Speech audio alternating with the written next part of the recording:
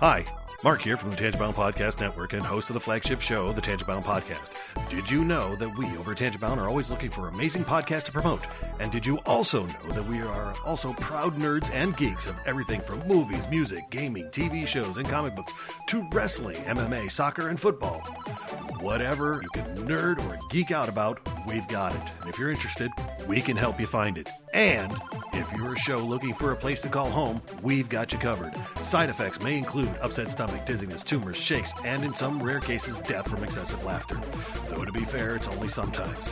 Other side effects may include diarrhea, gallstones, heart palpitations, and strong desire for cookies on the dark side. Talk to your doctor and visit TangiboundNetwork.com and see if Tangibound Network is right for you.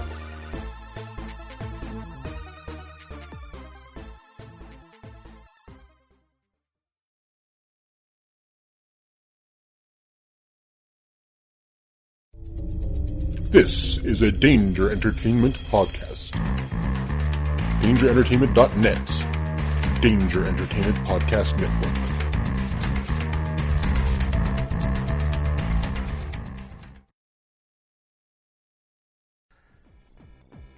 Hey hooligans, this is Michael. This is Michelle. This is Jeremy. From Who the What Now? The show about strange stories from the internet. And Bigfoot came over and beat his ass. Oh my God.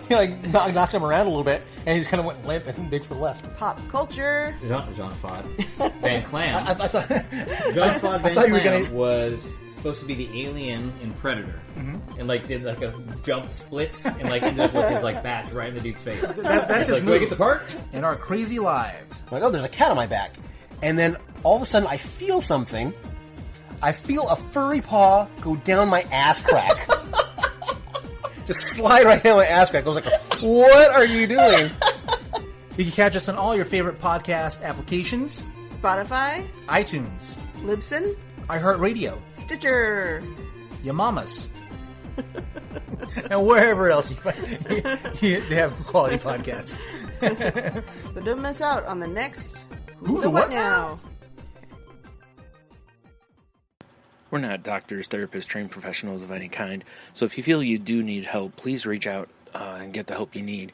We have a whole list of things on our files page over on Facebook at facebook.com/crazylifepodcast, and or just search on the internet for the suicide prevention hotline number, or go to NAMI.org or whatever resource you can find. But just please reach out for help if you need it. If you feel as though you're going to harm yourself or others, definitely reach out and try not to be alone. Also, if you feel that way and you realize that you're writing a note or making plans of how you would do, harm yourself or others, definitely reach out. That's a huge red flag.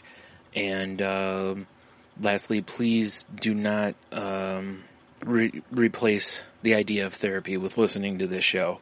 Again, if you need help, please reach out and get the help that you need, or contact us. We can try to help you find the help that you need.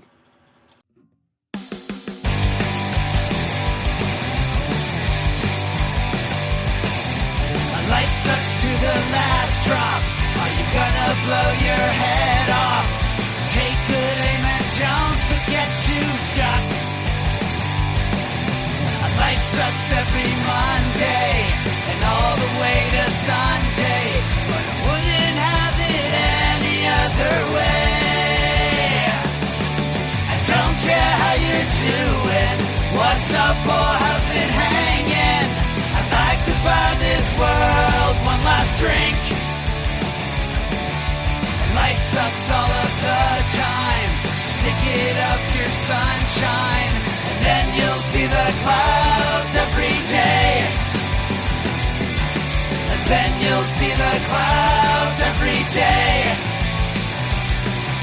And then you'll see the clouds every day.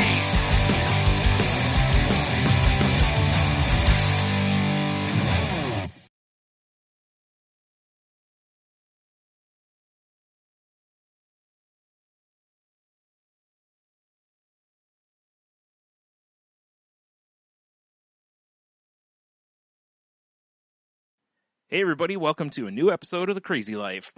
I'm Brian, joining me as usual-ish. Hello. Hi.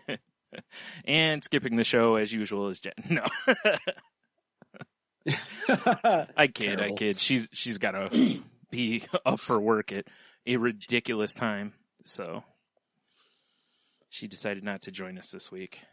So always the advantage of the 3-person booth, you know? Absolutely. Yeah. So, all right. Well, you know the rules, Heno. Yeah. I know the rules. Yeah. Yeah. How was your week? So I was down with a cold last week. You know, finally caught up to me. It was inevitable. Yeah. Made it all through the winter. Yeah. And then I woke up Sunday morning, and as soon as I woke up, I had a just ripping sore throat. I was like, oh, and I'm like, why? And then it was just draining, and I'm like, yuck, you know, I was like, this is terrible. Yeah. But I had to go to work, so I get into work, and the funny part was there was a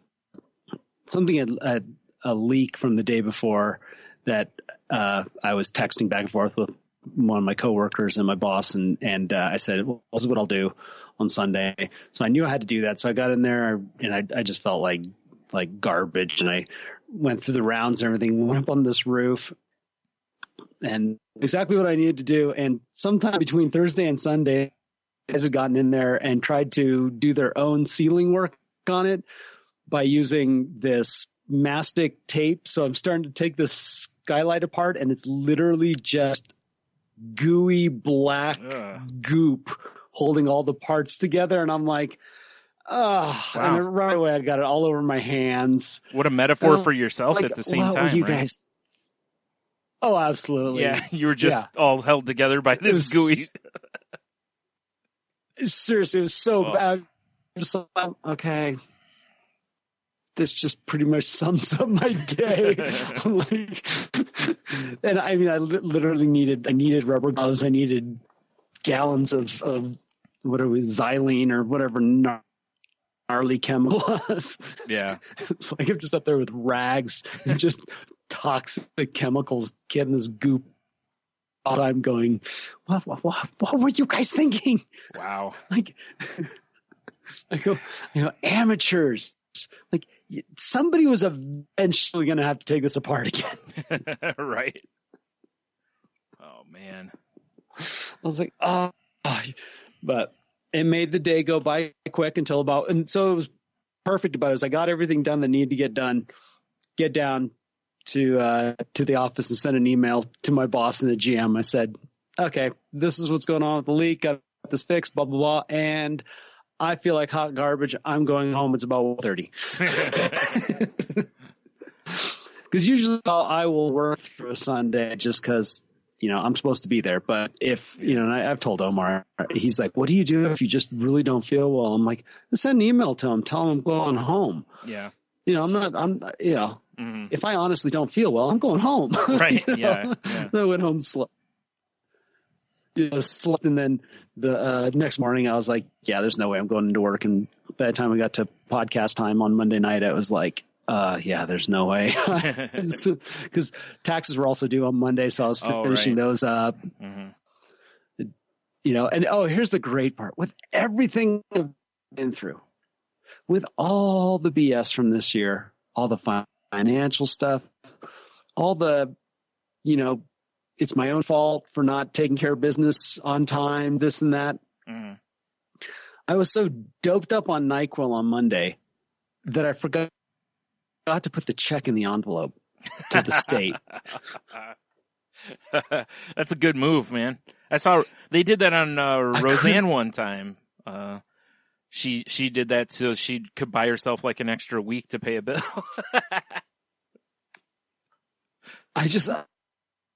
I Tuesday, and I'm just kind of, I'm just filing stuff. I'm just putting stuff away. Looking, I'm like, wait a minute, I didn't put a check in. I put the voucher in there, and I just didn't put the check in there. It was so, because, everything's with the Fed is now you can just do it all direct from your bank account, but our state isn't set up for that yet. And so, yeah, it was pretty, it's like, you dummy. So I quickly looked up, okay, what's the penalty? All right, 2%. Let's add that to the check. Just right off the bat. Yeah. Like, here, have some more money. Sure, why not? It's just Here. money. Yeah. I'm just giving it away to everybody. Yeah. Yeah. Sorry, just go. You dummy. Just go outside and pick some more off the tree, you know? Yeah, exactly. Yeah, because that's how it grows. Yeah. For sure. That's So, the worst. I started feeling a little. What's that? I said that's the worst. You know, like when you're staring down like just some dumb mistake and you end up being late on a bill and you're like, well, I just handed him $40 for nothing just because I'm stupid, you know? Yeah. Yeah, and I've gotten a lot better at that stuff. Like I had one, I pretty much like have all my payments set up for automatic and stuff, and I had one that it was on my radar. It wasn't on auto pay, but I just faced it. It's not like I didn't have the money to make the payment. I just, I thought I thought I was just going to do it this week, and then I didn't. And it's like, okay, there's $35, fee. I was Yep. I used to borrow money from people. Oh, sorry, real quick. I was just going to say, I used to borrow money. Like, I'd call my brother and be like, hey, can I borrow like $20 for like 2 days? Like, pay something and then give it to him on my payday. That way I wouldn't have to pay a $35 charge or something, you know? And or my thing was, even if he was like, well, you got to pay me $35, I'd do it. Yeah, exactly. No kidding. Yeah. Exactly. Anything to avoid that other one. Yeah. And the thing was like, okay, don't beat yourself up. You don't do this anymore. It's like I used to do it all the time. Yeah, I did too. Yeah. Always pushing stuff. And there was always, overdrafts on the checking accounts and this and that. And it's like, okay, this is the first time. Honestly, it's been years since I missed a credit card payment. Yeah. Me and Jen used to run into an issue because back before they were like now if you pay something via check or credit card, you can do it like over the phone or like if you go to the grocery store, you hand them a check, boom, it's out of your account. And we used to juggle, like writing checks that their money will be in there tomorrow and you're just hoping they don't cash it before the money goes in. And yeah, we used to do that a lot and got bit quite a few times.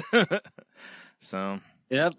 Yeah, you still do it. Yeah, or not keeping track of where you are with the balances or what payments were coming out and this kind of stuff. And that's been my main, that's my main goal over the last pretty much 10 years is like, stop doing that stuff. Yeah. Set yourself up so you don't have these issues and because it's just you're just giving money away to the financial institutions and it's all your fault. It's not that, Yeah. It's like if you're just going to give money away, at least have it go to someone where it can do some good, Yeah. Exactly. Like anyone out there listening, if you're just giving money to these places, please start paying your stuff on time and just send me the money. Yeah, exactly.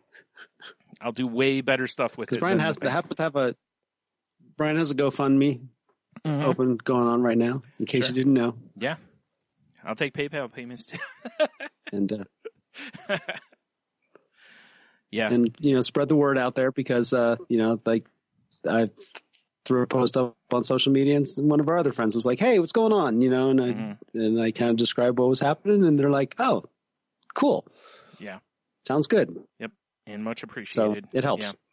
Yeah, that's why I posted again on I think it was on Twitter today. Well, I posted it on the GoFundMe page, just kind of asking people to share it, because again, it's like, I don't want to pressure anybody, like if you can't, cool. If you don't want to, that's cool too. I get it, but if you want to help, you even just retweeting it or sharing it on whatever can help. So yeah.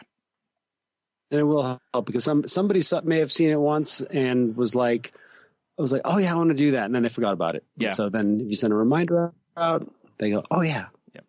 It also help my buddy. It also helps me because I'm terrible at self-promotion.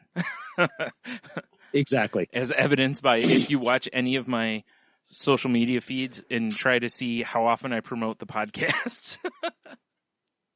Nowhere near how much I should probably, but What are you gonna do? And let's see what else the last week. Then I started feeling better, and this was kind of cool. I wanted to. It's been a while since I worked on a song, and I've had a couple ideas recently.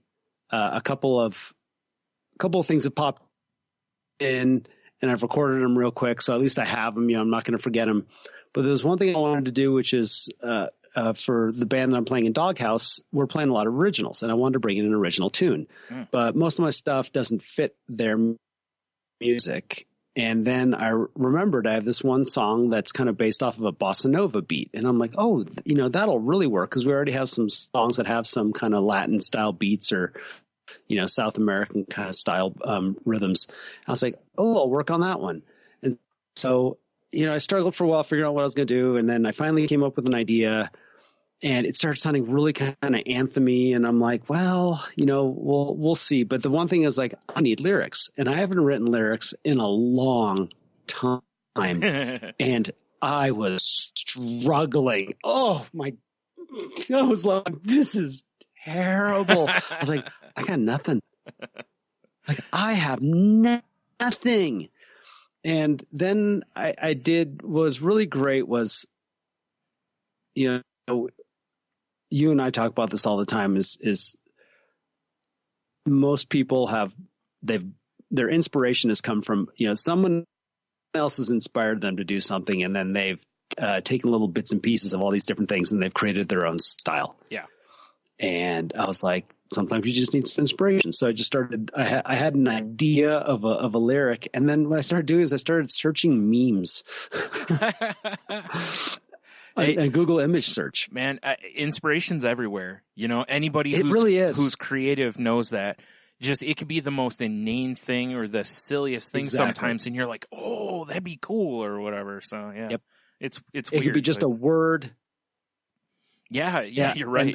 Yeah, a word or a phrase, and that's what it was. I needed to do that, and then slowly came together. Next thing I got a chorus. I was like, yes, all right, now I got a starting point, Yeah. At least I have like a kind of an anchor and some stuff to record. And so it was kind of fun getting my feet wet back into the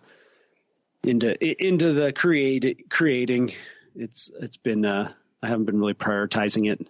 Yeah. That's fair though. That was kind of fun. Yeah. That's awesome. Especially that, the lyrics thing didn't keep you down for very long. Like that was my thing. Because that could be something I know. Like I've known other people that are that do music stuff, and they'll just be like, "Well, I got this whole song. I just can't put any lyrics to it," kind of a thing. And so that's cool that you were able to get over that so fast. That's awesome. That was I really hit that. I came home and I'm just like, what am I going to do? Because it used to be I'd take something to work, put on the headphones. Yeah. I was walking around, something jumps at me, and I'm like, I have absolutely nothing. I haven't done this in so long, and it didn't bum me out. And then the cool thing is I threw it out at the guys. I'm like, okay, it's kind of anthem-y, and they're like, we like anthems. What do you got? And so I played it to them real quick. They're like, that's great. I'm like, awesome. I'll run with it. Cool. Yeah. And that's it might even actually better. end up. I'm still. Yeah, it really is. It was just fun to feel that positive art energy again. Yeah, which I've been little kind of down on, and it's been a good thing and a bad thing because the good part about it's been easy to sell stuff. So I'm like, well, I'm not using this. Yeah, fair enough. Yeah. Still paying for that dog. And by the way, this has been the last couple of weeks has been great because I've been really nervous about it because it's a lot of money, and it's a dog. Yeah, Yeah, I mean, right. He's my little fuzzy buddy, but still, yeah, he is just a dog. And like last week, I could just tell, like, wow, he wants to play again. He's just his mood seems better. He just has this energy again. He's a little bit of his puppy side is there because he was really.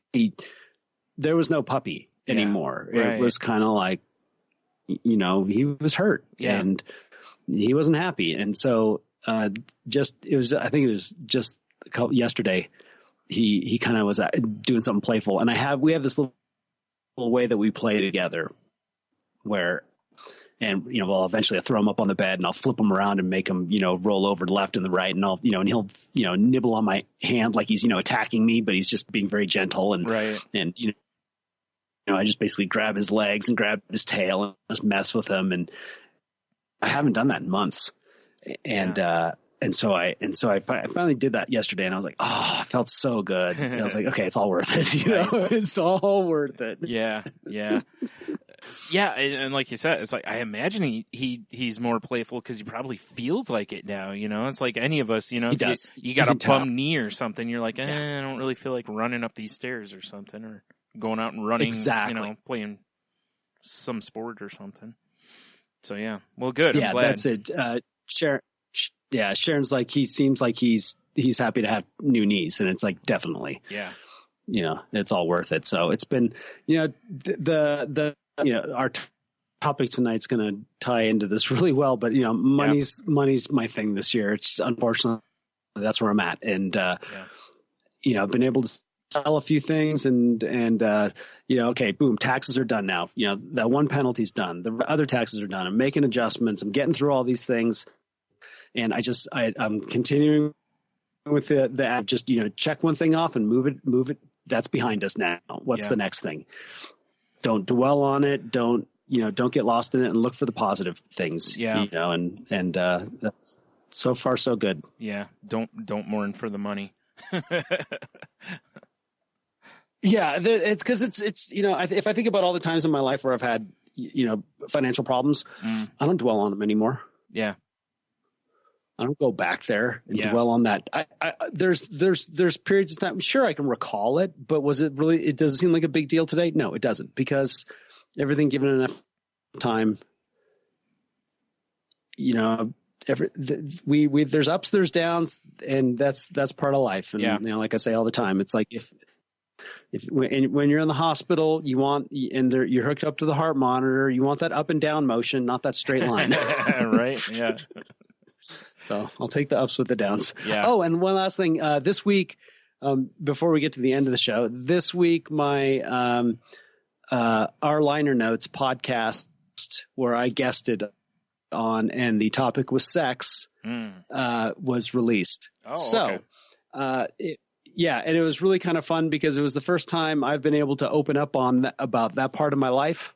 Right. And it's something that, you know, because we're PG here, I don't talk about it very much. Yeah. And, you know, I've shared some aspects of my relationship and that kind of stuff on other podcasts, but Kristen and I we each put in 5 songs, and that had something to do with sex, and I overshared like you would not believe it. So, fair warning, I'm sure it's good, Andy. Not safe for work, right? Oh yeah. Right off the bat, I'm just like, Okay. I am not holding back. But it was, I don't typically listen to podcasts that I'm on.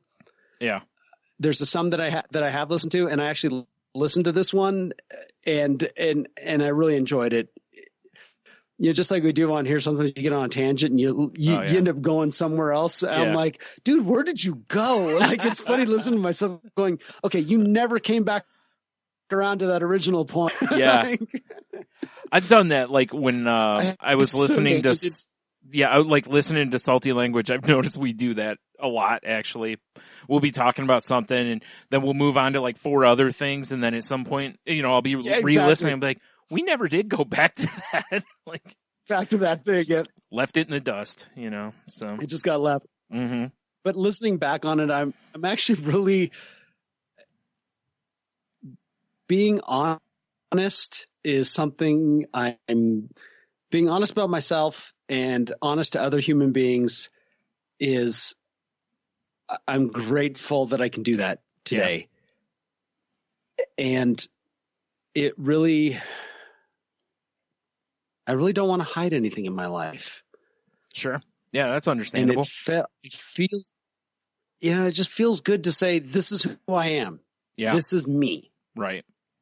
And yeah, some people wouldn't be comfortable talking about intimate details like that. Right.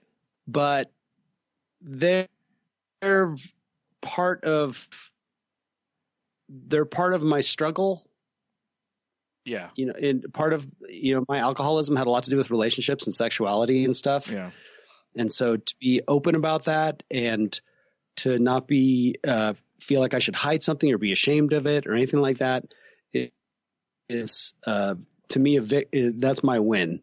Yeah. Oh yeah, totally. At least for myself. Sure. And because it's all of it's based on honesty, and it's about being in a relationship where I can be honest and have that all the other parts of my life. So yeah. At any rate, if that is something to be interested in, our Liner Nuts, you can find podcast app, and if not, you can always check my Twitter feed. Right. I have links in there to it. Yeah. Yeah. So it's about me. What's going on with you? Well, I've now had a migraine for over a week. Oh, jeez. I think I figured out today. I was talking with a friend of mine that she also has migraines, and she asked me if I knew maybe what triggered it, And as I was kind of rolling back through stuff in my head, and I'm like, okay, well, is there anything like new that I've been consuming or whatever this whole time, or something I've been around or whatever? Because I was like, well, I did start a new deodorant. Maybe the fragrance from that triggered something, but I was like, no, that was longer than that ago. And going through just other stuff. And then it hit me, or at least I had an idea. And I asked her, because she's a nurse, I said, have you ever heard of anyone being triggered from like sucralose or Splenda? I said, whereas like I know, even though allegedly there's not really science that proves that aspartame is a trigger, it is for me. If I drink aspartame or consume it, it's weird. I can chew sugarless gum and it doesn't bother me. But if I like drink a pop that has it in it or something like that, or eat other foodstuffs that has it in there, within half an hour or so, I'll have a migraine. So, and I was thinking about it. Was like, like we usually have pop here, and I have like one a day type of a thing. And we hadn't had any for almost a week. And during that time, I was using like those drink additives, like Mio. I would use a store brand, but like that kind of a thing. And those all have sucralose. And I was like, every day during that time, like the timelines coincide. Like we haven't had pop, but I've still been getting caffeine via the Mio things, but I've had a migraine every day. So I was like, okay, well, I'm going to not have any of that for a few days and see, hopefully this will break. Cause who knows? Like maybe I'm keeping my headache going, which would be terrible, wouldn't it? Wow. So yeah, we'll see. I looked up online afterward to see if this is a common thing. And even though it's made from sugar, it's still considered kind of in the artificial sweeteners realm, So, oh yeah, for sure. And basically pretty much any of the artificial sweeteners, there's all sorts of people online that are like, yeah, this is a major trigger for me, including, Splenda. Even though, there's, like I said, there hasn't really been any science that shows it, but that doesn't mean it isn't there. It just means that hasn't been specifically tested, basically. Yeah. So that's what I'm going to try, and we'll see. And I was thinking about it today, and I'm like, I really got to start doing a food journal, because then I can at least figure out if foods happen to be a trigger of mine, or at least have an idea of if they might be, Because if I look across a month and go, wow, here's all my migraines, and I had like Splenda each of those days. Okay, well, maybe it's time to stop having Splenda, So we'll see. Yeah. So yeah, that's I've heard that before. I don't know. It, like you saying that, like rings a bell with me. Oh yeah. Like I remember reading about that somewhere. Yeah. I looked before, and I looked a long time ago, like when it was first kind of hitting the market, because I was like, awesome, because, like, especially, like as Pops came out, they had Splenda in it, or sucralose instead of aspartame, because like I said, I can't do aspartame. So, because people always were like, well, why don't you drink Diet Pop? And I'm like, I can't, because pretty much every Diet Pop had aspartame in it. Now some of them have sucralose or, stevia or whatever else. So, there's at least a couple other options out there. But yeah, that's a couple days ago. It was really bad, but it's been on like the left side of my head, like every day. And it's just, I'm hitting that point to where it's like, I need this to stop. Even though it's not like today, it's not like incredibly intense. It's still there.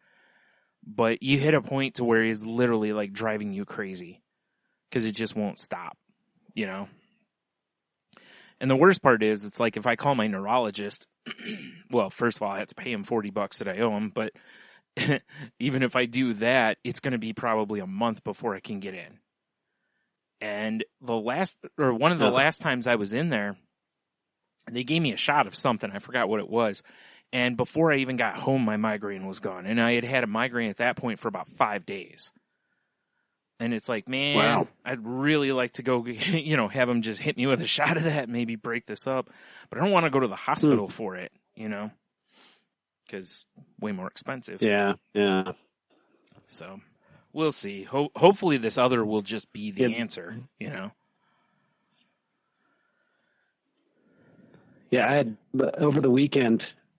I don't know if it was just because I know sinus infection now from the cold, and I don't know if that was what it was, but I just had a headache all weekend. It doesn't matter what I take, it's just always there. Yeah, and I realized how much it just takes so much out of you. It does, yeah. Like, yeah, you can do stuff, but not. Yeah. Wrong. Like eventually I'm just on the couch and play video games because I can't think about doing anything now. Yeah. Or watch some TV or something. Mm-hmm.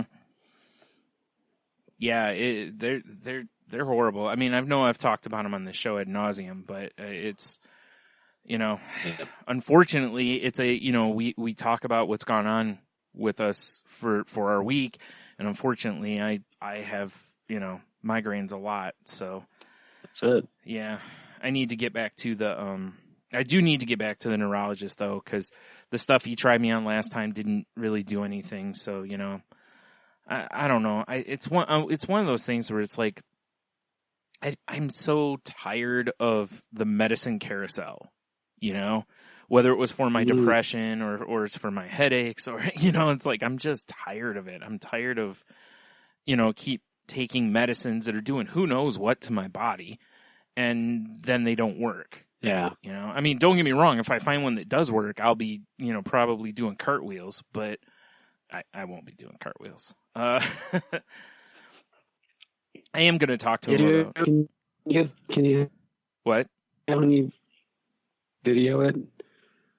Oh, if yeah. you do a cartwheel, will you make sure Tony videos it? Oh, yeah, for sure. It'll be like terrible, though. Yeah, it'd be terrible, though. So, unfortunately, it's like that. That has been a lot of my week, and I've been trying to, like I mentioned last time, I've been trying to sell stuff because, with having the GoFundMe out there, I'm trying to do as much as I can. Also, I don't. Yeah. So the problem is that I when I have headaches like that, I can't look at a computer because the light's just too intense. Even if I turn it way down, I can't do it. So. Uh-oh. I think Skype. Oh, nope. There you are. Okay, good. Thought Skype froze on us for a second there. Yeah. But yeah, it completely shuts you down. So I've been trying to put stuff on eBay for like 6 days. I finally got a few of the things on tonight. So I'll just keep trying, just even if it's a few a day, I'll just, keep plugging away at it type of thing. But, That's it. Yep. Yeah, it's been pretty frustrating. So, although I was happy, my headache was a lot lighter last night. So, I was able to watch Game of Thrones without any problems. So, because priorities. Exactly. Yeah. Boy, has that been great to see again. I know it's not our show. This is not the pop culture show, but boy, is it good. No, I'm with you. Yeah, what's sad is, I was like, man, it's great that it's back. And then I'm like, oh, there's only 4 or 5 episodes left. It's almost over as quick as it's beginning because it's a short season. So, have to move on to something else, I guess. It makes me, there's all these little moments that are happening that I know are going to happen in the books as well. Yeah. But in the book, it's going to be a little slower to get to, they're just dropping them in to just, nail them, like little points, okay, this has to happen. This has to happen. And it just makes me just so come on, man, write another book. Yeah. Because it just has so much more impact in the book. I am very curious to see. It takes a while to get you there, right? I haven't read the books, but I'm very curious to see what he does in writing them, because the show will end before the new book comes out. Because the show's already done, it's wrapped. He knows how it ends. So I'm curious at some point to see if the story in the book goes a completely different way, so it's not entirely predictable, still keeping elements but going some other way or not. And at some point I'd love to know if he altered the ending for that, because you don't want to deliver 2 things with the exact same story path, generally, when you're doing TV shows and stuff, like The Walking Dead. They passed the books a long time ago and they just kept going, So at least this one's going to go out before it was terrible.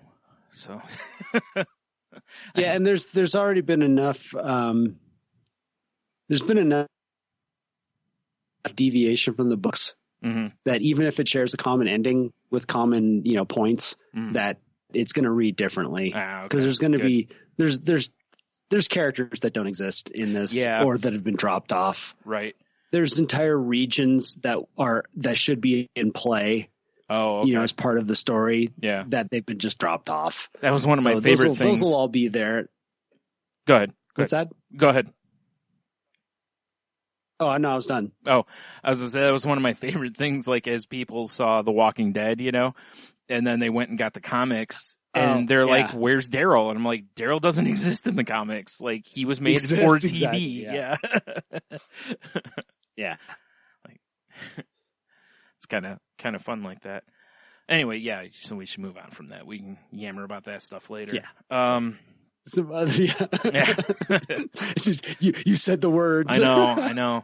Well, it's funny though too, because it's I've been kind of anxious to talk with somebody about it. Tony was behind, so I couldn't talk with him, and other people I knew were behind, so it's damn it, But oh well, it's is what it is. It's no different than I'm sure they were about some of those same people were to me when they were blah blah Breaking Bad, and I'm like, I've never seen it. Yeah. So, whatever. But yeah, that's trying to think. Yeah, that's about been my week though. It was, I had to go today to get blood drawn again to see where my hemoglobin count is. Oh yeah. So I'll find that out on Wednesday. But what was funny is last night I'm looking and I'm like, man, because time got away from me, and I'm sitting here and I'm like, I'm so hungry, and I'm thinking I gotta fast, and I'm like, well, I can't eat now because I'm past the threshold, of when I need to stop, and I'm like, I'm so hungry, And then I'm looking at the order of the thing, and then I was like, oh, wait, they're only testing hemoglobin. They're not testing testosterone or any of the other stuff. So I jump on Google, can I, and it was like, if it's hemoglobin, you can eat as normal. I'm like, sweet. Nice. Yeah. I can't let time get away from me like that again. That's no good, because that's a long time. You know, because it would have been from like 9 o'clock to 9 o'clock, basically. And, you know, it's funny because a lot of people listening might be like, you know, and I'm like, you have to remember, I'm going to be awake all that time, or most of that time. Yes. Everybody else is in sleepy time for a good chunk of that. You wake up, you're starving, but you just go get it done, and then you can, you know, crush a bunch of food. But yeah, it was, you know, what was interesting though, I had a moment today, and this is my win for the week, kind of, and it was one of those times where, you know, I catch myself every once in a while just being there, you know, just right in that spot. And it was funny. I was joking. Jim, that lives here, took me up to the doctor's office, and he was going to go do something else while I was in there. And I'm like, well, it probably won't take very long. And he's like, well, I'll go do this. He's like, you know, he hands me $5 and he goes, well, here, if it's not, or if I'm not back by the time you're done, he's like, go have an ice cream, because there's an ice cream place across the street. He's like, go have an ice cream on me. So, and is that where that picture showed up? Yeah. And it was like 70 degrees here today, or it might have been warmer. It was at least 70. It was beautiful out, sunny, all that. So I get done, I walk outside, he's not there, so I'm like, I guess I'm gonna go get an ice cream. So I go across the street, and, you know, I get it, and I'm sitting down, and just, I'm eating the ice cream, and I realized that as I'm just sitting there, like, I was just sitting there eating my ice cream, I didn't look at my phone for probably 10 minutes. You know, I just realized I was just in that moment enjoying my Fruity Pebbles Blizzard, so everyone knows what I'm talking about, but they call them flurries. You know, so I was just sitting there enjoying that, and, you know, had a couple moments like watching this woman trying to get her daughter to eat a hot dog, and they made a grievous mistake in that they put the hot dog on the table and they got her ice cream at the same time. Well, of course the little girl doesn't want the hot dog because there's ice cream, right? It's like, yeah. And I'm laughing because I'm like, if you put those two in front of me, I'd take the ice cream first, you know? So, you know, and then I just, this last part was actually kind of where I realized kind of where I was in the moment was, this family comes riding up, like the guy and his wife are on like a tandem bike, and then two kids behind them on their, you know, their own bikes. They park them against the curb, go up to order their ice cream, and this little girl that didn't want to eat the hot dog sees the bikes, and she's like, bikes, you know, and mom's like, you know, yeah, and she's like, I want to ride them. And the mom's like, well, honey, you can't. Those aren't ours. You know, and the little girl goes, and she's got like, you know, the pouty lip, and she's like, but I wanna. And I just started laughing. Like, I was laughing so loud, and I'm like, I'm so sorry, you know, because I know the woman looked at me and she laughed, you know. It was just, I told her, I was like, just the way the little girl said it, it was almost like you just stole her puppy, you know. Like, but oh man. And she just kept, so when the people got back over to their bikes, the little girl asked if she could ride the bike. So, and they were just standing there eating their ice cream. So, you know, the woman's like, it's okay with me if it's, you know, if you don't mind. So they let the little girl ride the bike around the parking lot a little bit. So, but like I said, the whole time I'm just taking all this in. I wasn't worried about, I really wasn't thinking about anything else. I was just right there having my ice cream and, you know, just enjoying the surroundings, you know, and just sitting outside on a gorgeous day, you know, that was so nice. When I saw the photo on whatever it was, Instagram or whatever it was, I was just like, okay, I gotta find out the backstory on this, because you don't post a whole lot. No, I really don't. And yeah. you enjoying an ice cream on your own outside, yeah, is kind of fish out of water. It is, yeah. That's kind of why I was like, this is kind of a win, because I wasn't there. I wasn't nervous. I didn't feel out of place. I was just sitting there having an ice cream. I mean, because, you know, really, it's like, that's what we're all doing. there's about 8 people around. It's like we're all just enjoying our ice cream on a beautiful day,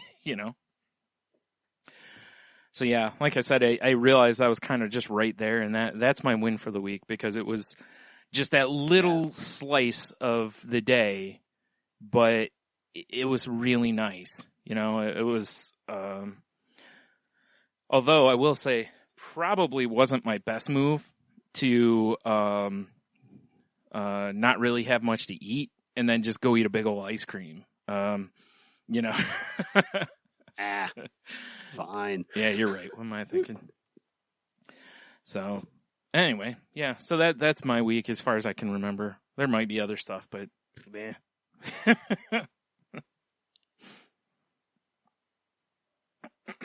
Whoa. Shoot, where did it go? I have an article here. Where's the topic? I don't know where it is, but I have it. Here it is. Okay, this is from Huffington Post, actually. In their, I don't know if it's their money section or it says life and then money underneath it. Anyway, the link will be in the show notes if you want to read it. And this article says the root cause of your money problems could be an actual money disorder. And then mentions,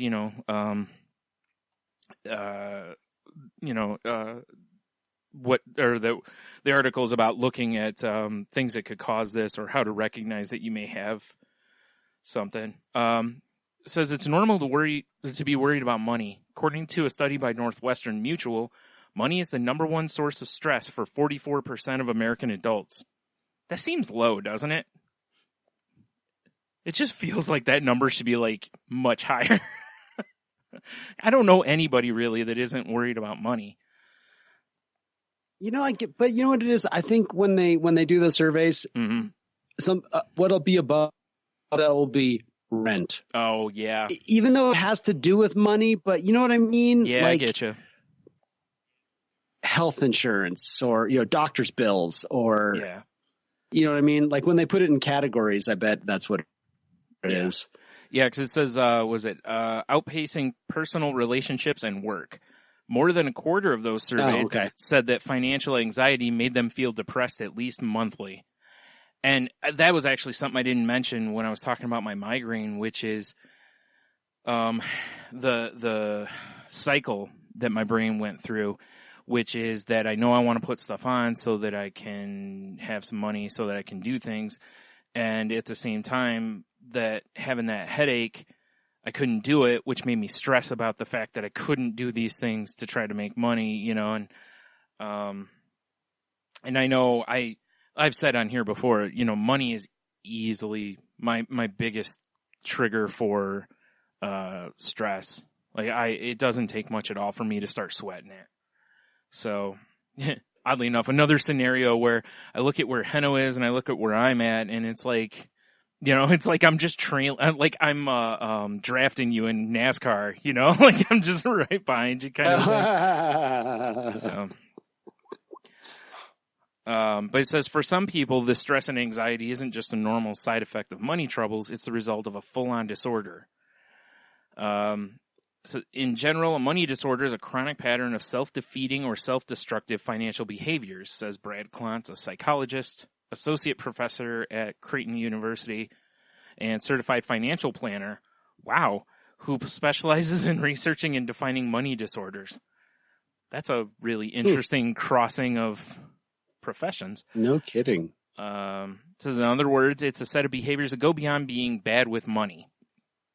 It says you're dealing with a disorder when that destructive behavior leads to significant consequences in your life, impairing your health, relationships, work, and more.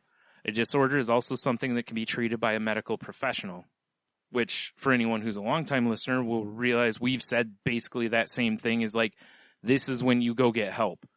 When your life is being affected like this by whatever it is, depression, money issues,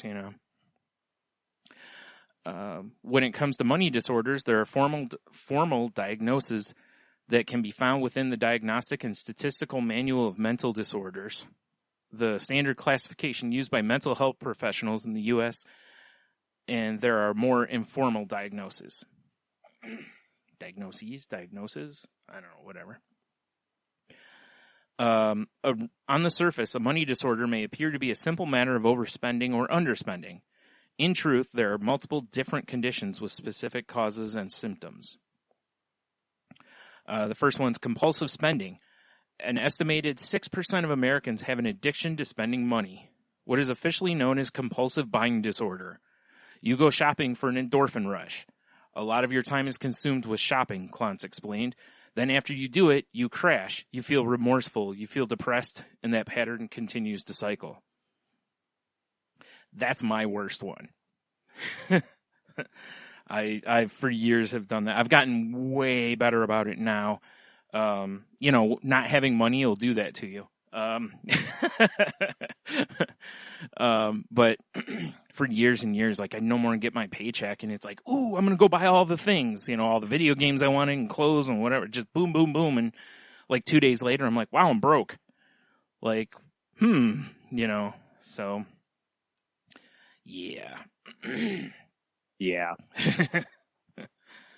I know you know what that one's like too. Little retail therapy. I'm surprised they didn't say retail therapy in there because that kind of, It kind of is, but it's retail therapy and calling something a disorder. Yeah, true enough. It's a little different, but it really is.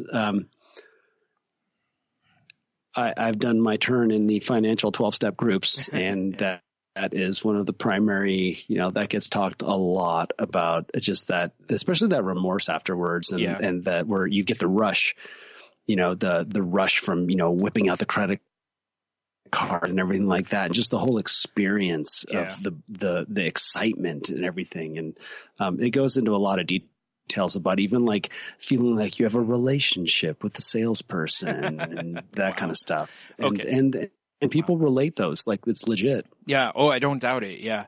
And now I will say this, like I don't feel like this is me being in denial or anything. Like I don't think that like I had a disorder situation with this because I didn't get a rush from it. But it was one of those things, like after I talk about the next one, I'll get into this a little deeper here. The next one is hoarding. Compulsive hoarding disorders occurs in an estimated 2 to 6% of the population. These individuals have trouble getting rid of possessions that most would consider worthless, to the point that clutter disrupts their ability to use living or working space. Hoarding disorder relates to money in that it's often linked to compulsive buying. Some people with this disorder hoard money specifically. Now, where these two tie together for me isn't so much like a hoarding in that I won't get rid of stuff, although there is an element of that. Again, see last week when I mentioned or the week before, when I mentioned I have 6 totes full of t-shirts.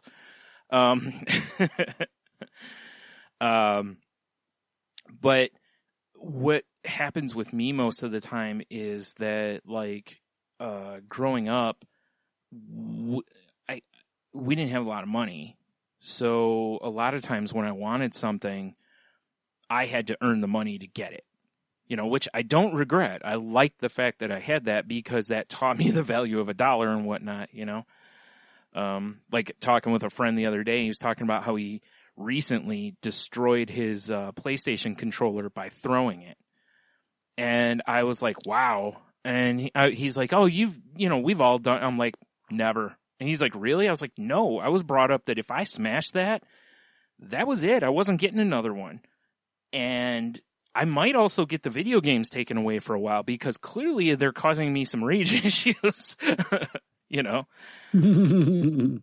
And, so anyway, what ends up happening with me is it's just having stuff makes me feel like I'm doing okay.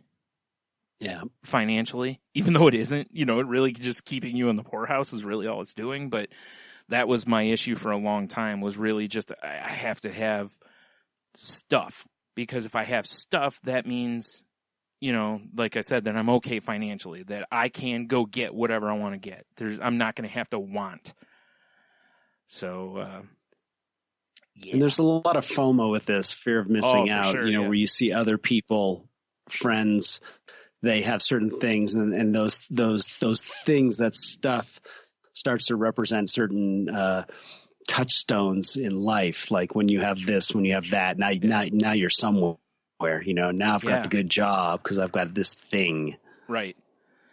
It's like for years and years, even now I still have this to where if it, excuse me, it was a thing that was like, I couldn't stand it if I hit a point to where like a new CD would come out that I wanted and I couldn't just go buy it because it was, they were like $10. It would drive me so crazy if I just didn't have random $10 that I could go buy whatever it was I wanted, Nothing crazy. Like, it wasn't that way for something that was like, a new video game system. I wouldn't do the same thing to myself because I'd be like, well, that's $400, like, that's a lot of money. But $10 is throwaway money. We all just waste money on various stuff that we could easily, put in a better spot. So, yeah, I'm still working through the kind of combination of the two things. The spending has been easier, like I said, because I haven't had the money. What scares me is that if I do get to a point that I start making money again, that I don't, and I don't think I will because my mindset has changed in this time as well. Like I'm not constantly, like I always want stuff, but I also go, well, I can't because I have to pay this. Like before there were times when I would just get paid and just go blow my money and be like, oh, how am I going to pay my credit card this month? Or pay something, so hopefully those days are behind me. And as far as the hoarding for comfort to feel as though I'm doing okay, that's pretty much gone too. I'm not doing that anymore. Like now when I get something, because I don't have money very often, I really think it through before I buy something, so I'm making sure that it's something that I really want, not that's like you were saying, a FOMO thing, because I don't know if most people look at this, but like video games cause a ton of FOMO. Because if Tony gets a new video game and tells me how great it is, well, I'm missing out. I gotta get it, right? And then if I get a different game and tell him that he's missing out and he's got, so it there's a lot of that without meaning to be that way. Because, who wants to miss out on fun? Yeah. This next one used to be a problem of mine too. Again, I don't know that it was a disorder so much, but it's like I had a lot of these things. And this one is workaholism, which first of all, I hate when people do the holism thing. There's no workahol. You can't be a workaholic. Anywho, well, yeah, you can, because words just don't mean anything anymore. So, says you probably know a couple of people who like to describe themselves as workaholics as if it were a positive personality trait. But true workaholism is a disorder that often stems from severe anxiety or depression around poor money management or the fear that there will never be enough money. Workaholics become obsessed with work and have trouble delegating. There are also personality disorders that have a tendency toward a workaholic component, Clance said. It's funny, my workaholism was never really money-based. Mine was just I saw stuff that needed to be done, and I wanted to do it. Like, I wanted things completed, and because of my control issues, is why I wouldn't delegate to others. But, yeah, there was a good gap of time where I was, like, at a video store, and I'm working 60 hours a week. Like, there is no reason for that, really.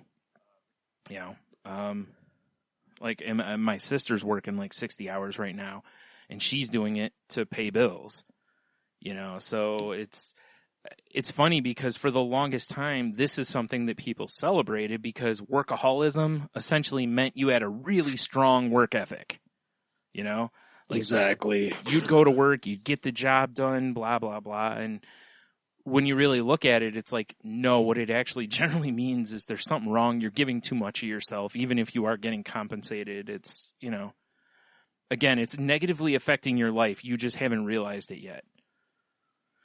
Yeah. And I know people that identify as workaholics and who are in recovery from it. And it is something that really starts to affect life. It does. And it's something where people really, and you know, I joke with my sister about it because my dad had that. It was definitely it was never on the level of a disorder, but there was definitely something where there was an ability to suddenly sacrifice things that should be important, like family and friends, for work. A lot of it is from that standpoint of that idea, of that work ethic, commitment, living up to your commitments, and that kind of stuff. But it's usually that it's more predicated. I always looked at it is taking on more than you can handle. Yeah. Or saying yes to teach, and then finding yourself in a position where, well, now I've said yes, now I have to go through with this regardless of what happens. Yeah. You're totally right. And it's easy to, if you start making excuses like, you know, your integrity and blah, blah, blah, where the reality is if it's having a negative impact, you know, so I've seen it, you know, in my own family, you know, because I've definitely had this problem too. Now mine was more from that.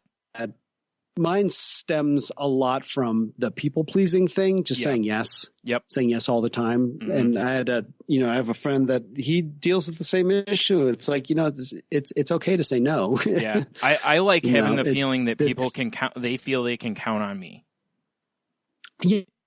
You know? Yeah. And unfortunately then it's just a matter of, are you doing it because you want people to like you? Yep. Like, can you say, well, because it's the truth. Like I've even, you know, my friend that I know suffers from this. I said, have you ever just said, well, I don't have time right now, but I can fit you in next week.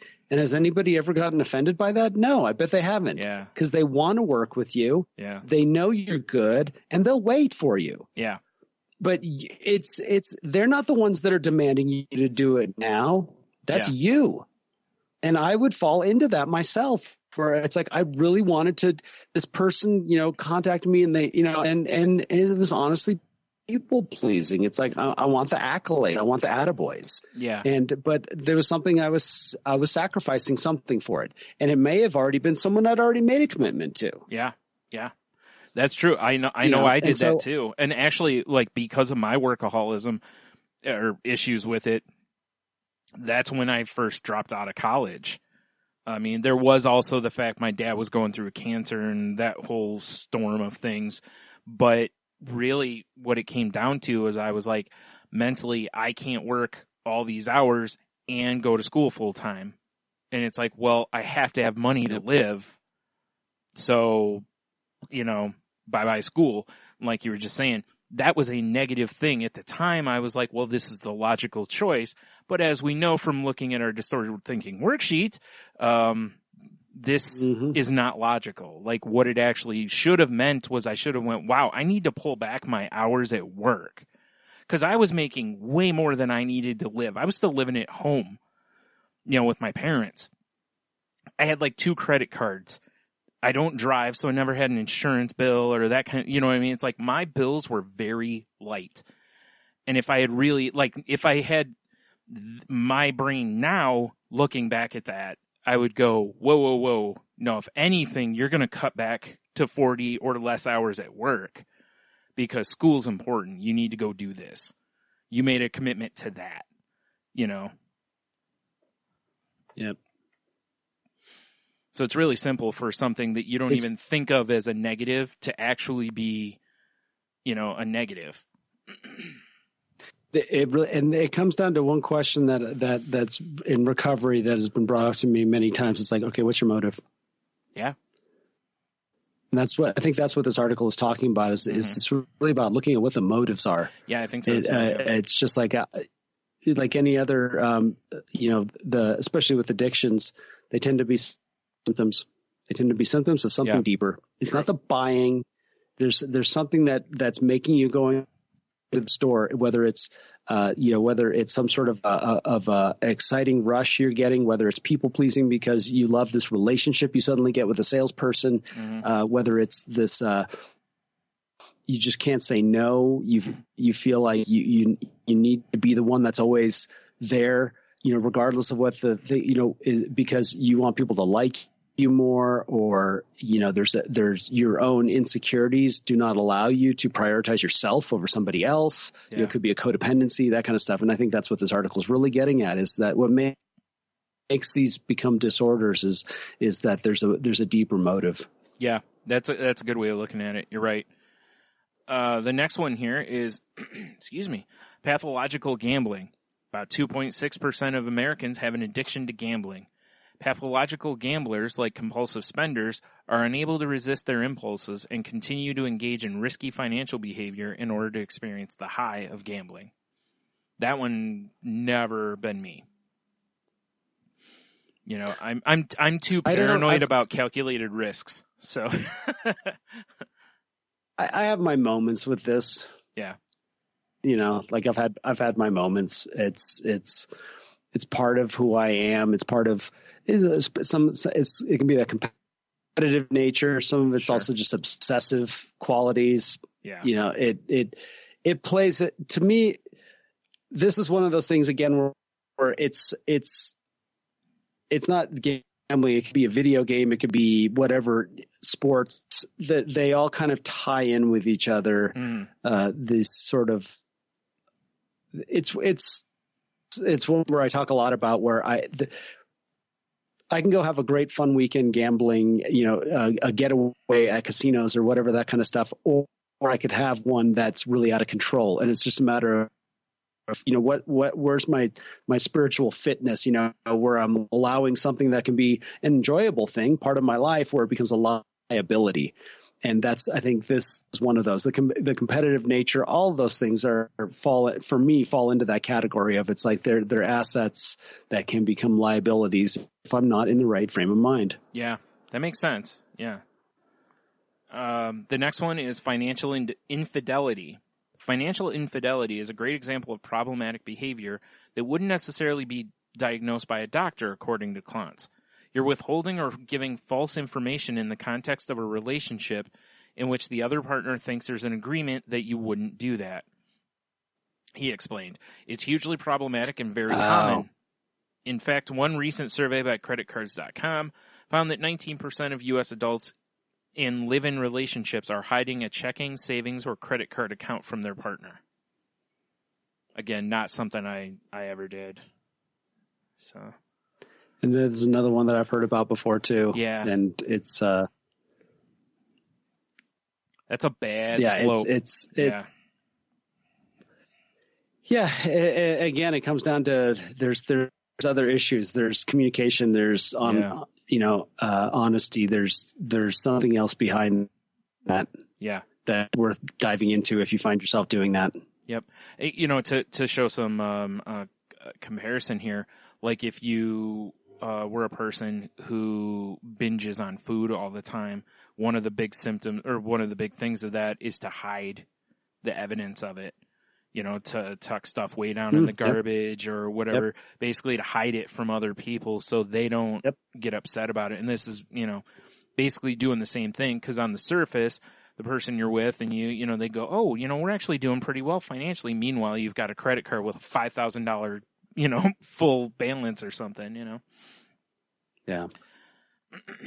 Yeah, that one's a big deal though, because that, like you said, that starts getting into like the core of the relationship kind of thing, like really gets into some deep stuff. Not that any of these others can't, but that one really kind of roots there. The next one's financial enabling. Klontz noted that he first observed this problem in his financial planning practice. He said he has seen many wealthy clients whose monetary enabling of their adult children or other family members is one of the biggest threats to their own financial well-being. Though it isn't recognized in the DSM, this condition harms not only the enabler's finances, but the financially dependent individual who never learns to be responsible with money either. I've seen this one. Again, not me, but I've seen it. Same here. I had an uncle that did that. Yeah, and this is another that. Yep. And I see a lot up here because we have a lot of wealthy people. Yeah. And they it's again at 12-step meetings. I hear people talk about it all the time, and it's really, really tough for people to break out of this. Sure. So they can be lifelong habits. And I'll tell you, there's been I've been in some meetings where one of these people came in and said that they said no. And it was the win level for the week was just, right. I mean, everybody, and the emotion that was involved with it, because everybody knows how difficult this is. And just that to finally say, that to hear someone come in and say, and I finally said no. Yeah. And how big of a deal it was. So it's tough because there's this part where, especially when it comes to like parents with children, it's like, they're your kids. Yep. Of course you're going to do that. Yeah. Why wouldn't you do it? But there is a point where it's like, go ahead.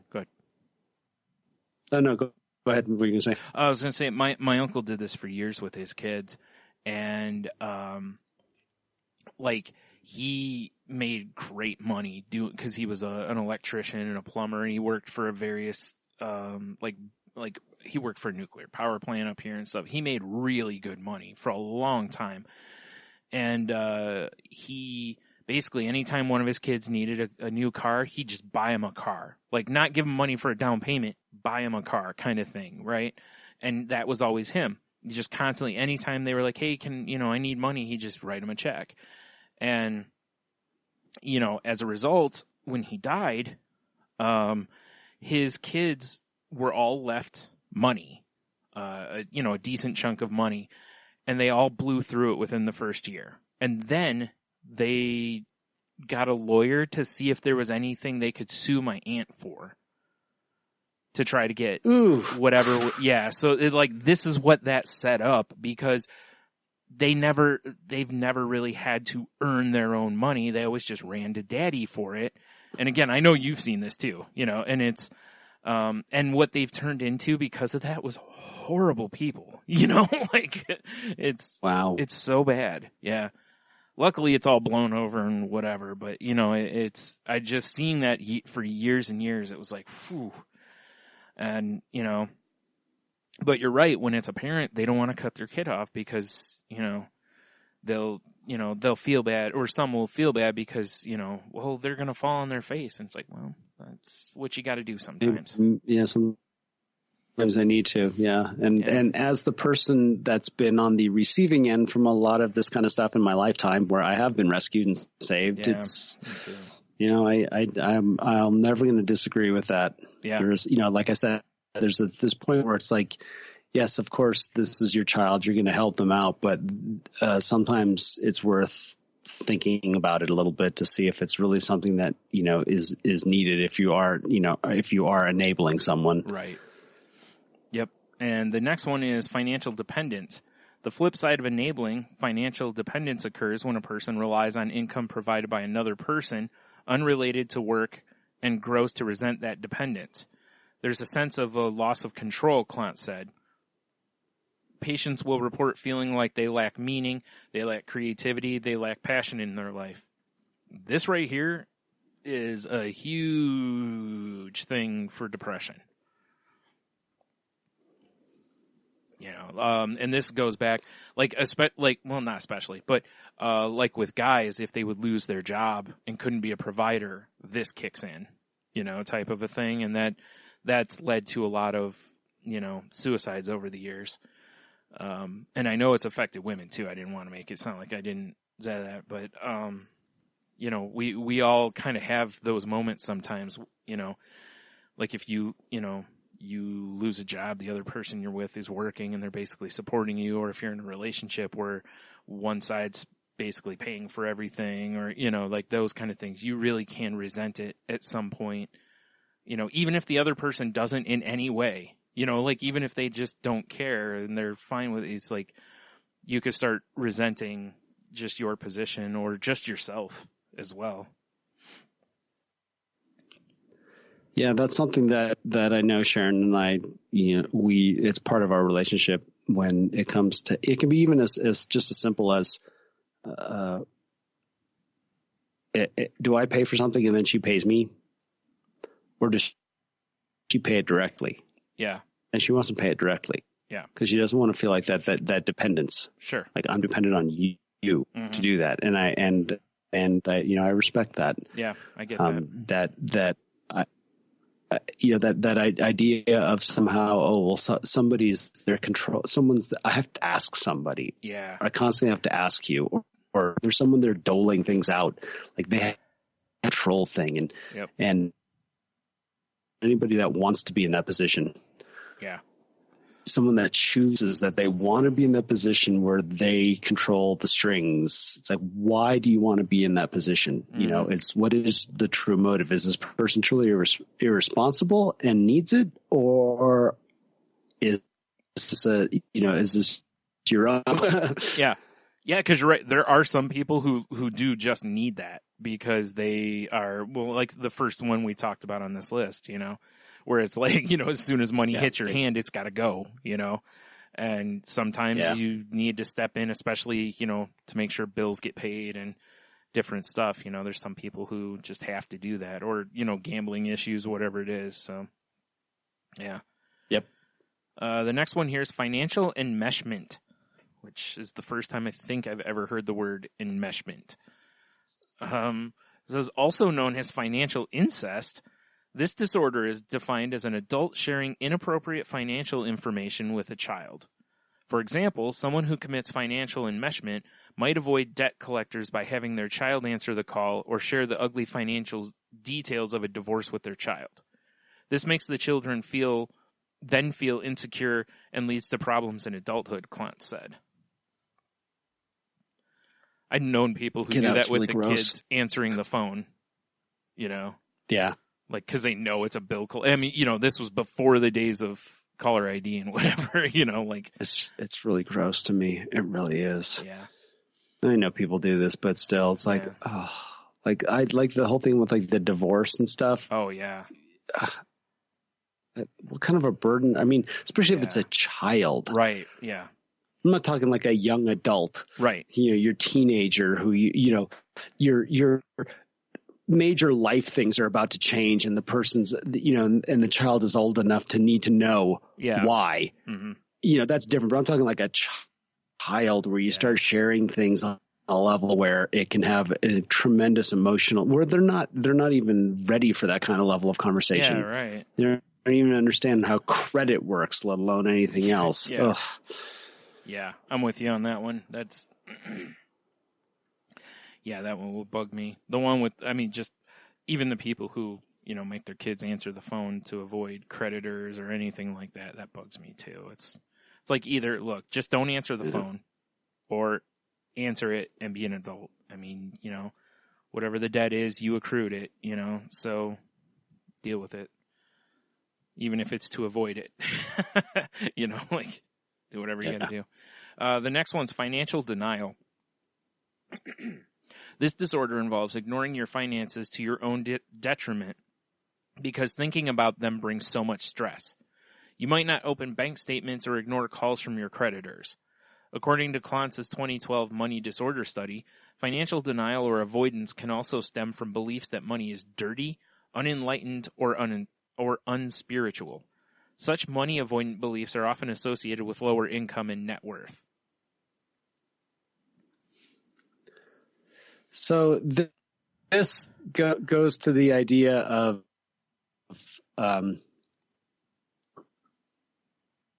vague, and this is a very common, let's just say, something that you can look for, a clue as to if you're starting to go down bad financial path, and that is when you make specific decisions so that you can call it vagueness, or we love to make up words with my group about like vaguity. Yeah. That's not a word that exists, but where being your finances is a tool so that you don't actually have to face them. Yeah. And that is like this idea of like, well, I don't ever actually open the bills, so I didn't know they were there. Not knowing what bank account balance is, like having absolutely no idea what it is. Just ways that that obfuscate the truth. They can be very simple things, like purposely never going in, oh, well, now all my credit card statements are online. I'm never going to look at them. Yeah, exactly. Opting out of the paper statements and then never looking online. Yeah. Yeah. So, those are little things to look at as like these are things that if you do them, you are falling into this type of a pattern. Yeah. And usually one of the first things that I talk about with and all the books that I've read about money management, the first thing they attack is this. Where are you vague in your finances?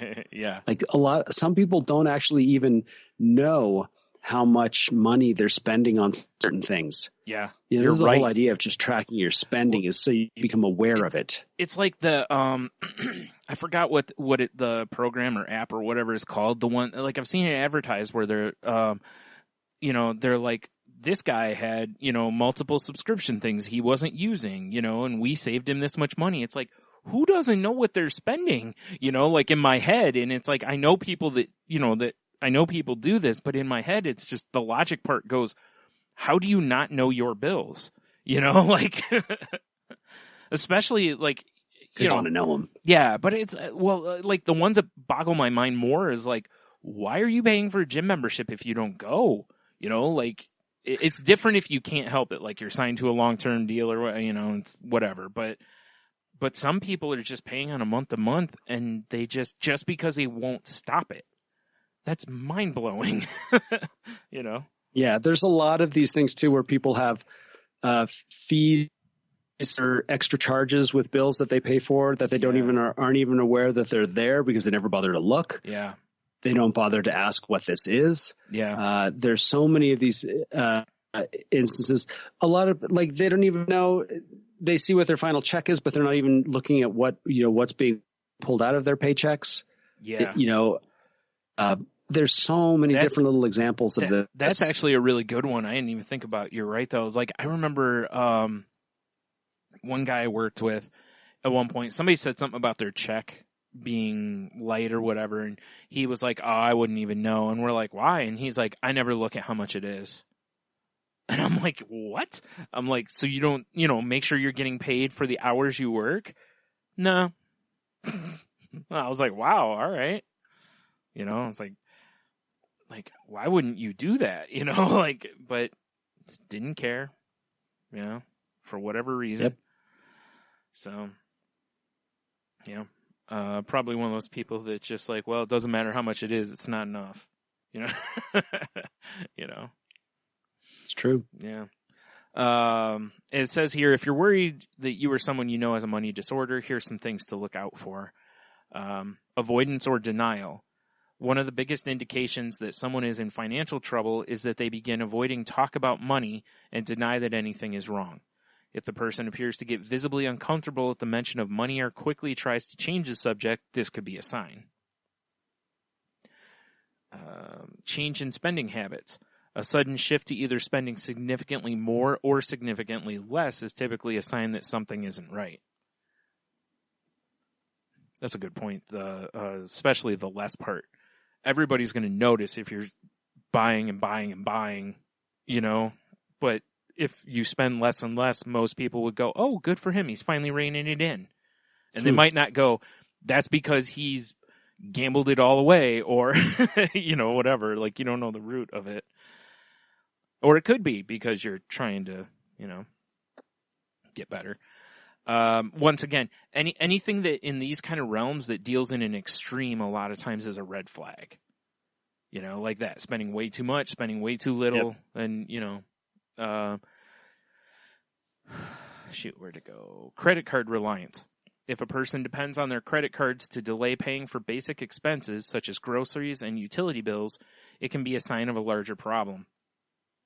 Using credit cards to pay off other credit cards can also be a dangerous path to a bad debt cycle, which is accurate.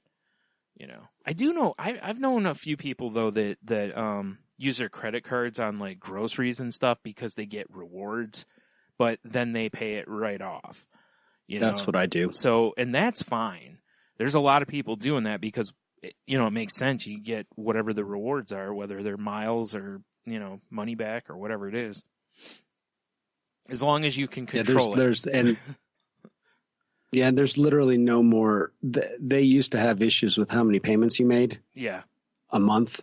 Mm-hmm. Some credit cards had limits on that, and now pretty much those are all gone. You can make a payment every single day if you want. So I could go to the grocery store and just pay it off. Yeah, which makes sense because I don't know, not everybody probably realizes that credit is not assessed at the end of the month. It's assessed from the second you use it. Like you're paying debt on the month. That's why paying your bill early, can actually save you money.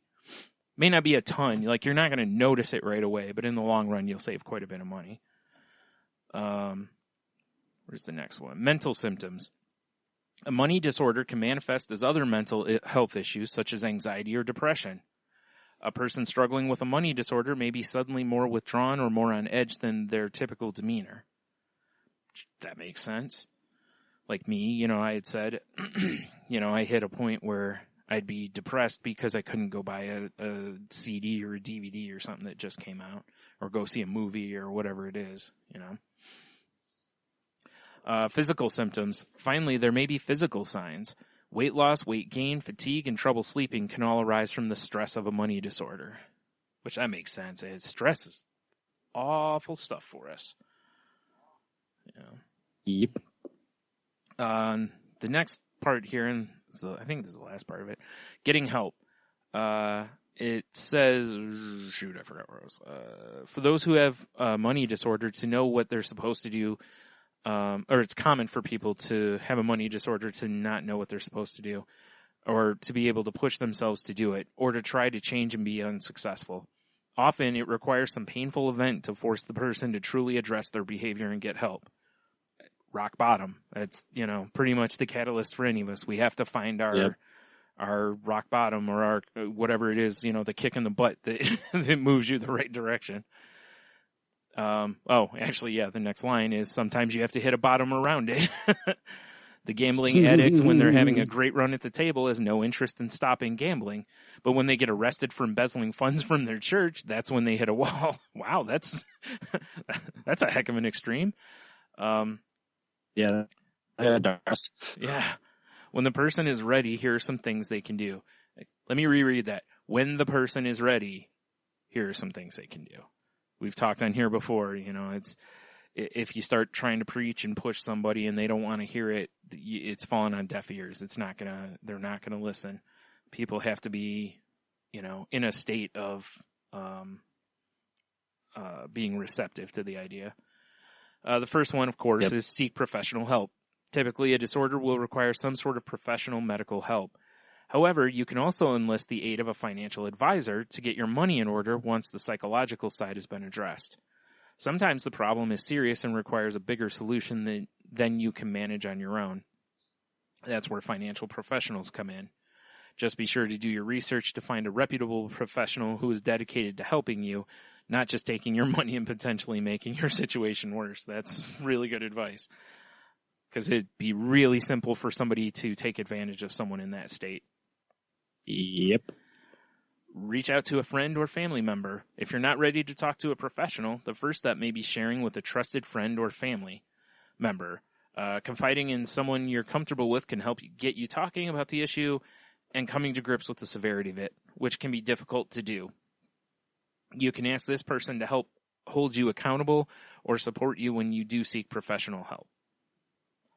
And the last one on here, join a support group. Just as there's a 12-step program for alcoholics, similar programs exist for people with various money disorders.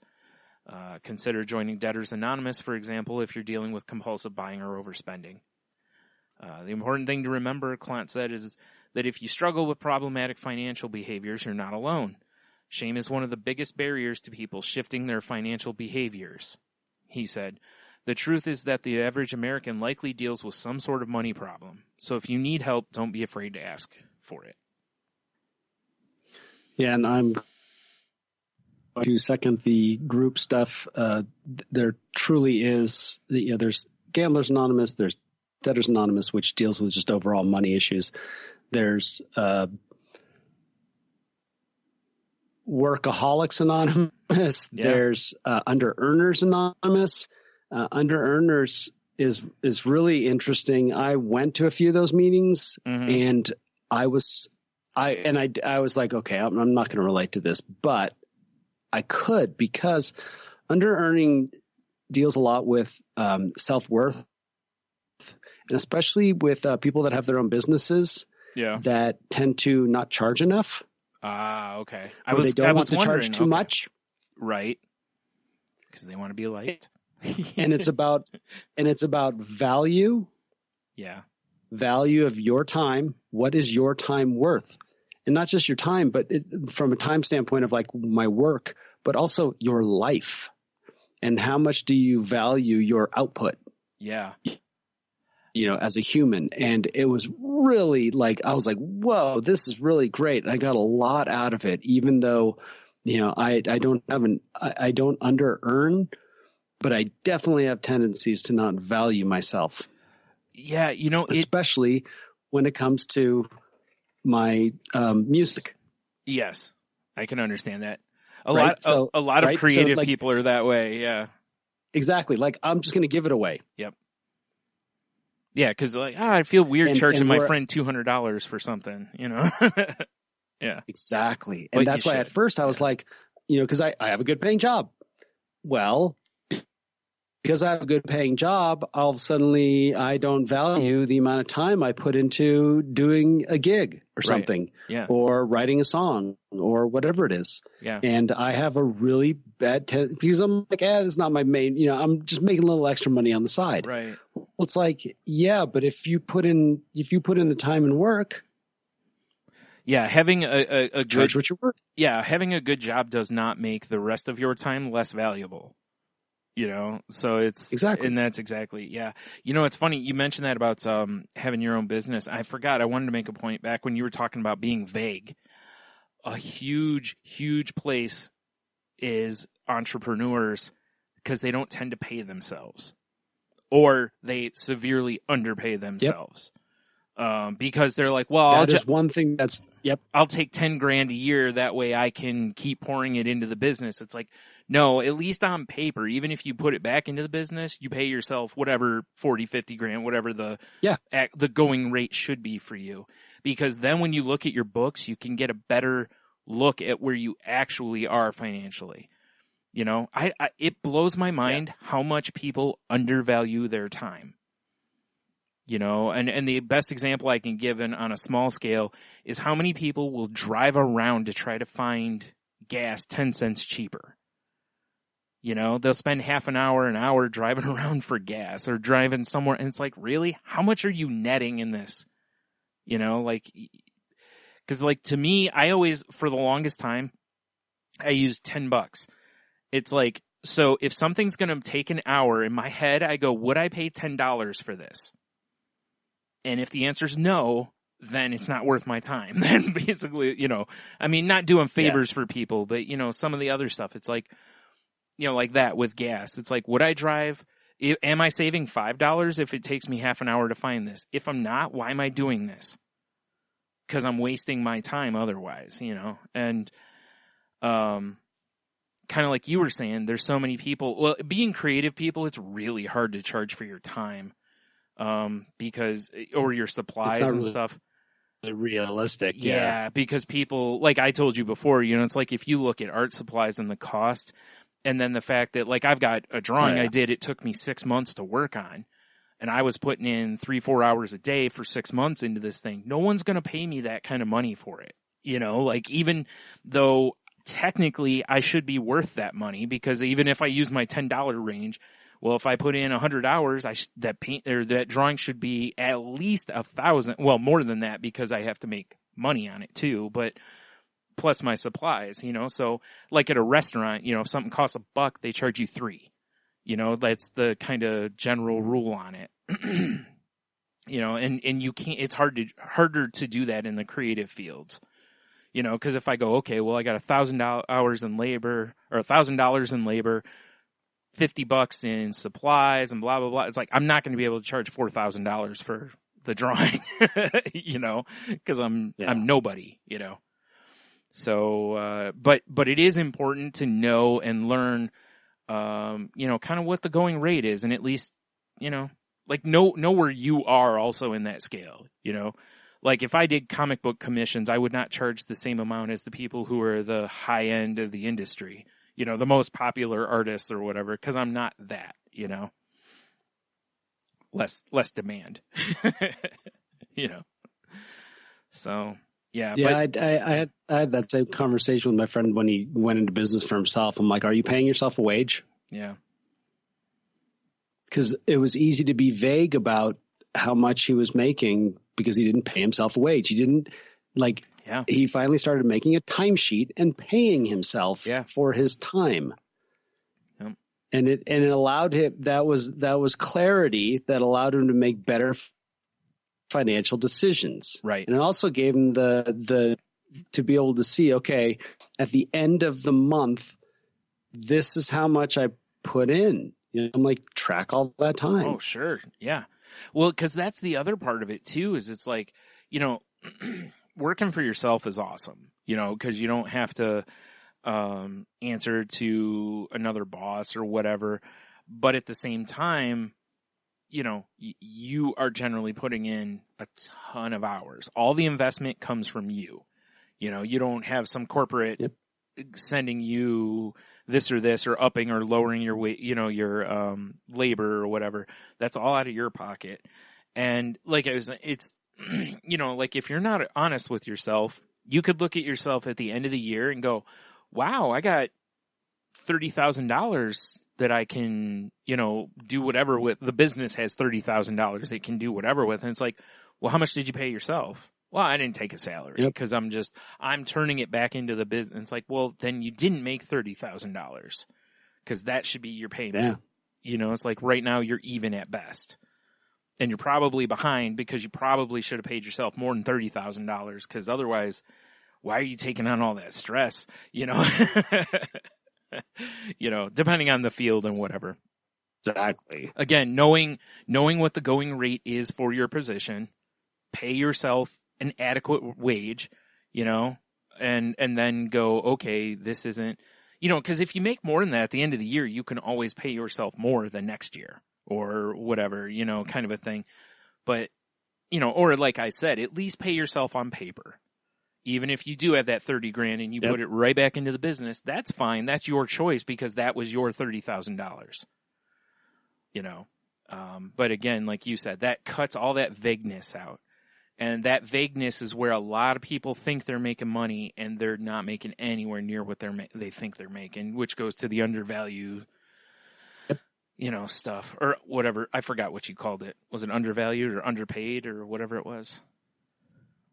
The meeting you went to? Under-earning, that's what it was. Yeah. Under-earning. Mm-hmm. Yeah. And here's the other thing about these groups. If you walk in and I've seen this myself more, been doing this for years. You'll be surprised at who's in there. First of all, yes, there'll be someone in there that has literally no debt, but suddenly has a $1,200 dental bill. Yeah, and it's literally a gigantic burden on them. Yeah, that's understandable. It's a huge burden. Yeah, and it's a legitimate bill to have, right? This is like, when they talk about things like your education, these are debts worth having, this is your health, blah, blah, blah. But this is someone that has never had any debt. And this is a very difficult thing. There'll also be someone that suddenly came into a bunch of money and it's freaking them out big time. Yeah. Right? Yeah. Like all of a sudden there's this, there's this fear that comes with it now. Like, this is all I have. There'll be people in there that have nothing. But the great thing is there's always someone that's been through the program, whichever one it is, and has gone through all of it, and they're willing to sit down with you and help you. Yeah. And what they did with the group I was in, they called it a pressure relief group. And you sit down with two other members who have gone through it, and you bring in your finances 100%. And it was the first time I had ever written it all out. Yeah. Well, not to mention that it had to be weird to have some rando looking at your finances too. You know, that's usually something we all kind of keep to ourselves Yes. a little bit, you know, Exactly. other than maybe with like But an here's a great accountant, thing. you know? Yeah. So here's the thing: is I presented all this stuff, and it's like, well, don't you have a retirement? I'm like, yeah. Like, well, why isn't it down here? Right. That. Yeah. You know, that because those were the things I was undervaluing myself right off the bat. Yeah. All that matters is my debt. All that matters is this. Okay. So we looked at income. We looked at retirement, and these were ways to say, hey, you have a win here. Yeah. Look what you have. You've done a good job here. And it was so great to have these people that were there to support me. And what we did is we basically brainstormed and came up with some ideas. Mm-hmm. And that's why I'm on the path I'm on right now. Yeah. It involved going to my bank, seeing if I can get a second on the house to pay off some. This is literally, and this started, you know, whatever it's been 5 years ago a few now. years ago, yeah. You know, right after I bought the house. Yeah. And, you know, the plan was this September, you know, it's all going to be paid off. Yeah. It all started because I sat down with two strangers, basically. Yeah. And they're people that I know. Yeah. Obviously, I wouldn't have done it if I didn't trust them. Right. But it was so wonderful. And they were there to help me from the beginning. Like anybody that has I recommend, yeah, you can go out and read the books. Mm-hmm. The books are great. Mm-hmm.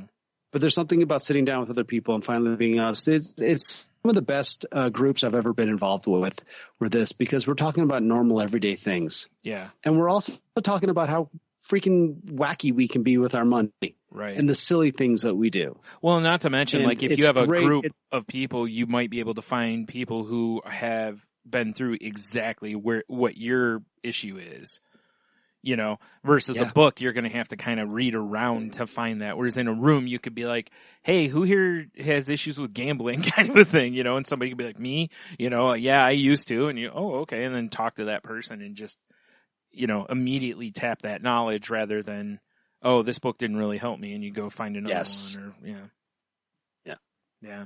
And you can always still see professionals, and that's sure. Out of the pressure relief group, you still might be seeing a financial advisor. You never know, but this is a free resource, and they have great literature. They have great information. I highly recommend it. There's nothing to be afraid of, and they're tying into the 12 steps that was created by Alcoholics Anonymous. But the reason they do is because, as well, it works. Yeah. You know, right. Yeah. It's worked for a lot of people. It doesn't work for everybody. Right. Not everybody has, but you know what?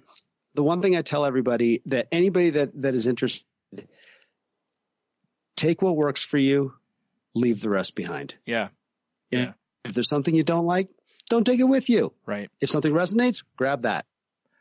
And like I tell anybody that I talk to that, you know, is going into therapy for the first time, because if they're skeptical, I'll be like, well, the way to look at it is this: it guaranteed will not work if you walk in thinking it won't work. So you got to have an open mind to it too. Work. You know, like, you know, again, you know, like I've told you various times, you know, the way you approach therapy helped me with the way I approach therapy, which has helped me tell other people, you know, when they're going to therapy, like, hey, I did this. So if you're thinking of this, don't do that, you know, and it's nice, you know, you're paying it forward to help others. So, and like you said, these groups, although, you know, like when my therapist wanted me to do group, I was like, cause that, I don't know, like I want the, solitude. That's part of what I like about therapy, is being in the room with one person. I have their whole attention, and I'm not going to feel like I'm talking too much, because that is the point of me going to therapy, is to talk, you know. In group, I'd probably be like, oh man, I've been talking 15 minutes, you know, like that kind of, like, I would get paranoid about a lot of this stuff, but more of it's just what I need a lot of times is essentially be almost the same in sometimes as if I just sat in an empty room and talked, you know, and that's what I need sometimes. But for this kind of stuff, I really, like, this is the kind of stuff I probably would be more likely to go to a group for a couple of reasons. One of which, like you said, free resource versus who knows what a financial planner will cost you, depending on who you go to and what have you. But it won't be free. Yeah. Maybe a Tell you, first a lot visit. of and no one's going to suddenly help change your whole your financial situation, but I guarantee your attitude will be different. Yeah, which Yeah, I mean that's really what it comes down to. But that's a big part of this. Like if you change your attitude It about, is. again, like the one guy was talking, getting to the psychological reason that you're doing whatever. So if your attitude on certain things change, that might be, I don't want to say all you need, but you know what I'm saying? Like really kind of like the aha moment I had with the distorted thinking, like, what are you talking about? I'm a perfectly logical person. And then they're like, oh, well, here's all the proof that you aren't. Yeah. And you go, huh, you're right. And then now I'm going down So the right funny. path, or trying to, Yep. So I think if somebody could do that, like you're like, no, I do it for this reason. Like I was saying with me with the kind of hoarding stuff, because then I feel like I have stuff, and somebody going, yeah, but that actually doesn't work that way. Like it really doesn't make you feel better. Or if that were true, why do you have to keep buying stuff? Why isn't a full house enough? Why do you need a storage unit? Why do you need, like whatever? Not that I have those issues, but you know what I'm saying? It's, like clearly there's more to it than just, the cute reason you're trying to fool yourself with. Yep. So, all right. I think we got a show there. What That do was you a great think? list. Yeah. Sorry Yep. for running long this week, folks, but well, Heno and I do that. So, Yeah, we do. that was a more talking points than we usually cover on a show too, but whatever. Hopefully some people got something out of it. I know I did. So yeah, I forgot where I'm supposed to start here. Oh, if you want to continue the conversation, you can check our website out at thecrazylightpodcast.weebly.com. You can email us at thecrazylightpodcast@outlook.com. Jen can be found on Twitter at Jen's Crazy Life, and that's Jen with a G. She can also be found on Twitter at Dits with D Tits. Again, these links are all in the show notes in case you need spellings or whatever. You can check out her other podcast, Shake the Sheets, at shakethesheets.com. And I can't remember if I don't think it's safe for work, so be careful with it. Might be, but be careful either way. And how about you, sir? You can find me on Twitter at Ida Heno. Find me on Facebook, Heno Heiter. Same thing with Instagram. I'm just Slime over there. Yeah. But podcast, Gotham Lights, we're down to our last 2 episodes ever of Gotham and last 2 episodes of the Orville for the season at least, and it's been a real kick. And if you really want to hear a little more than you ever want to know about me, check out our liner notes, latest episode. Let's talk about sex. Right. Yeah, go listen and then, have a nice conversation with Heno about it. You can also find this show on Twitter at The Crazy Light Pod. You can find me on Twitter at Stunami. My other podcast can be found at salty_language on Twitter or at saltylanguage.com, where all the rest of our links are. That show is definitely not safe for work, so be careful where you listen to that.